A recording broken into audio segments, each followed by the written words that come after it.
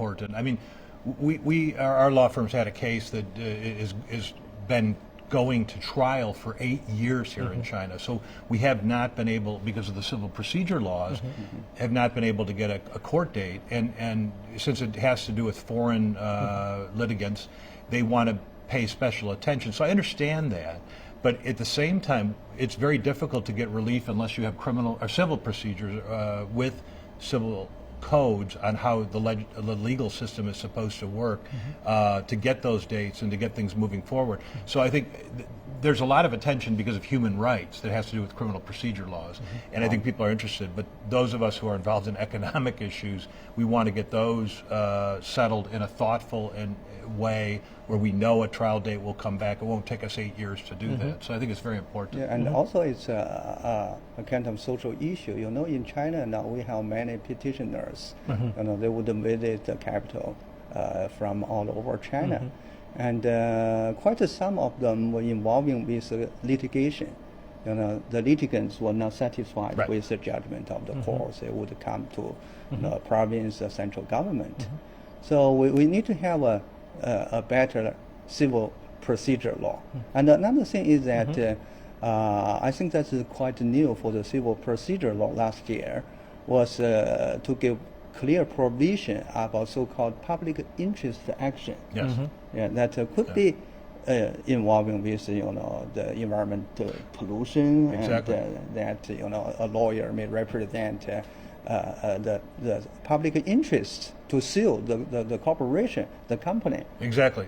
I mean, as a matter of fact, it's very difficult now because it's a small bar. It's 150,000 or 200,000 lawyers. 80,000 got their law license in the last 5 years. The plaintiffs bar and social people who are interested in the environment, there aren't that many lawyers involved. And so I think having these procedures in place will allow them to transparently represent people. And I think addressing what's going on in Beijing with pollution, I think the Beijing government has done that, the central government is doing that, and I think it's a step in the positive direction. So if you combine, I know it seems rather boring to non-lawyers about how the procedures work in a court, but in America, for example, you can bring a class action and you don't have to name all of the plaintiffs. That means all the people bringing the action. It would just be a representative group, say 30 people.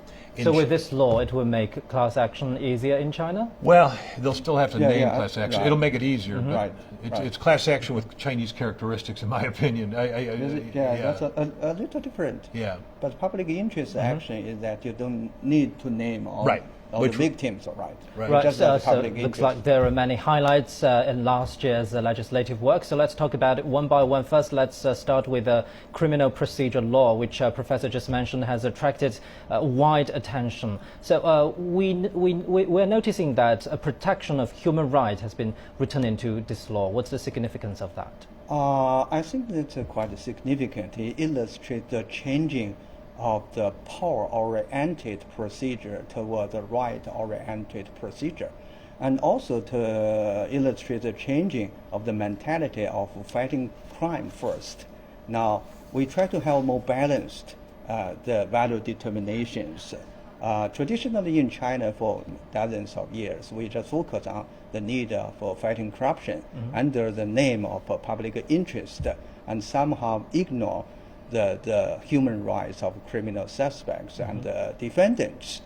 And especially, in last decade, we have discovered some wrongful convictions. Probably you know that. She Xiangling's case happened in 2005 in Hubei province, and Zhao Zuohai's case happened in Henan province in 2010. And it illustrates the loopholes of our criminal justice, especially with criminal proceedings.